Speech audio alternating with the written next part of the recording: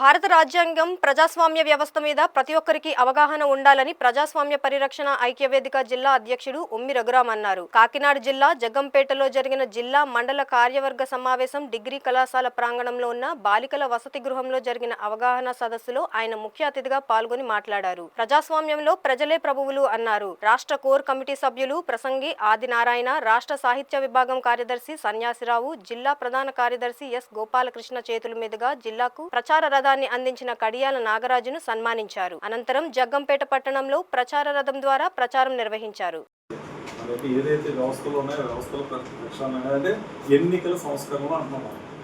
ఎన్నికలు జరిగే విధానం కానీ, ఎన్నికలు జరిగే తీరుతెన్నులు కానీ, అందులో పోటీ చేసేటటువంటి అభ్యర్థుల విషయంలో కానీ మనలో ఎవరైనా లీడర్స్గా తయారై ముందుకెళ్ళేటటువంటి పరిస్థితి ఉంటే వాళ్ళకి చైతన్యవంతం చేసి వాళ్ళకి తర్ఫీదులు ఇచ్చి ప్రజాస్వామ్యం అంటే ఏంటి, స్థానిక సంస్థలు అంటే ఏంటి, పరిపాలన ఎలా జరగాలి, ఎవరు యజమాని, ఎవరు అధికారులు, ఎవరు సేవకులు, ఇటువంటి కాన్సెప్ట్స్ అన్ని నేర్పించాలని ఉద్దేశంతో ఏర్పడినటువంటి గ్రామ సభలు ఎప్పుడైతే అధికార వికేంద్రీకరణ గురించి మనం మాట్లాడామో ప్రధానమైనటువంటిది స్థానిక సంస్థలు. ఈ స్థానిక సంస్థల నిర్వహణ గ్రామ సభలో చాలా కీలకమైనటువంటి అంశం.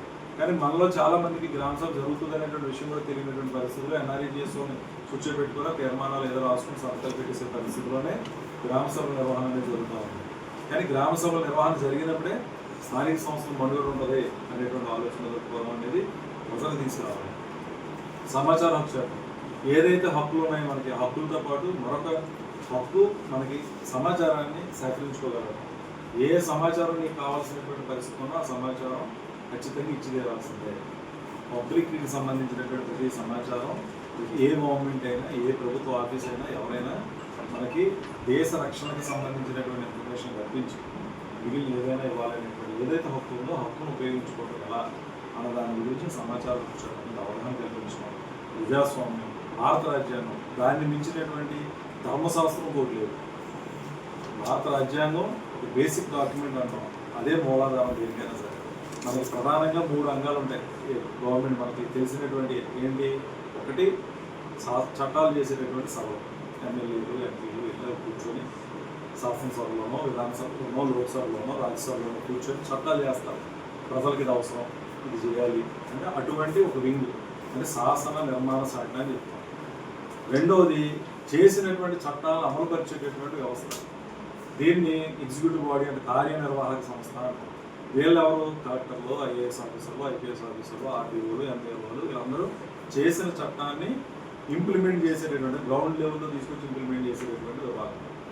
మూడోది చేసిన చట్టానికి అమలు పడుతున్న తీరుతెన్నులకి ఏదైనా వ్యత్యాసాలు ఉంటే అంటే బాబు ఇది చట్టం ఎలా చెప్పింది ఇలా ఎందుకు చేస్తారు అనేటువంటి విషయం కోసం న్యాయ వ్యవస్థ అంటే జ్యుడిషియరీ అంటారు. ఈ 3 చాలా ప్రధానమైన కీలకమైనటువంటి అంశాలు. ఈ 3 అంశాలు ఎక్కడున్నాయి, భారత రాజ్యాంగం నడిపిస్తూ ఉంటుంది. ఎన్నికలు ఎలా జరగాలి, చట్టాలు చేసేవాళ్ళు ఎలా ఉండాలి, ఎలా ఎన్నుకోవాలి, ఏ రకంగా చట్టాలు చేయాలని చెప్తుంది. ఆ చట్టాలు చేసినటువంటి దాన్ని ఏ రకంగా ఇంప్లిమెంట్ చేయాలన్నది కూడా అదే రాజ్యాంగం చెప్తుంది. ఆ ఇంప్లిమెంట్ చేసేటటువంటి విధానంలో సరైనటువంటి పద్ధతులు ఎవరైనా నడుచుకోకపోతే, చట్టాలను అతిక్రమిస్తే ఏ రకమైనటువంటి శిక్షలకు గురవుతారు, ఏ విధంగా దాన్ని రెక్టిఫై చేసుకోవాలనేటువంటిది మనకి న్యాయశాఖ చూసేటటువంటి అంశాలు. ఈ 3 ఎక్కడ ఉంటాయంటే భారత రాజ్యాంగంలో ఒక మనిషి స్వేచ్ఛగా తిరగడానికి, ఒక మనిషి తనకు నచ్చినటువంటి విషయాలు భావ వ్యక్తీకరణ చేసుకోవడానికి, ఉన్నటువంటి అవకాశాలన్నింటినీ సద్వినియోగపరచుకోవడానికి, నచ్చిన మతాన్ని స్వీకరించుకోవడానికి, నచ్చిన దేవుడిని ఆరాధించుకోవడానికి ఏదైనా సరే ఆ భారత రాజ్యాంగం మనకు కల్పించలేదు. ఇదే రాజ్యాంగం కొన్ని కూడా చెప్తుంది, ఒక హక్కులే కాకుండా బాధ్యతలు చెప్తుంది.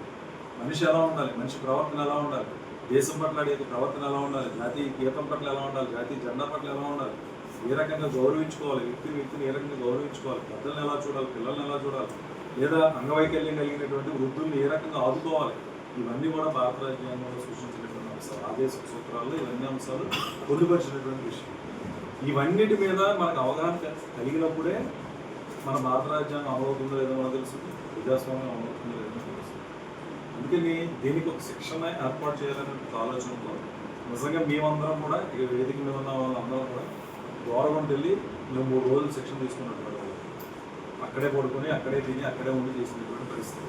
అయితే ఇప్పుడు ఉన్నటువంటి పరిస్థితుల్లో అంత సమయాన్ని ఎవరు వెచ్చించలేరు కాబట్టి మేము పెద్దలను రిక్వెస్ట్ చేసాం, ఏమంటే మేము జగ్గంపేటలోనో, కాకినాడలోనో ఎక్కడో దగ్గర మేము సమావేశం ఏర్పాటు చేసుకుంటాం. శిక్షణా తరగతులను మా ప్రాంతంలోనే పెట్టండి, మీరే రండి శిక్షణ ఇవ్వడానికి. ఆ ఆ వసతులన్నీ మేము పడతాము, ఆ ఏర్పాట్లన్నీ మేము చేసుకుంటాము రిక్వెస్ట్ చేస్తే వాళ్ళు అంగీకరించారు. మీరు డేట్ నిర్ణయించుకొని చెప్పండి, నిర్ణయించుకుంటే తప్పకుండా మేము శిక్షణ ఇస్తాము అని చెప్పడం జరిగింది.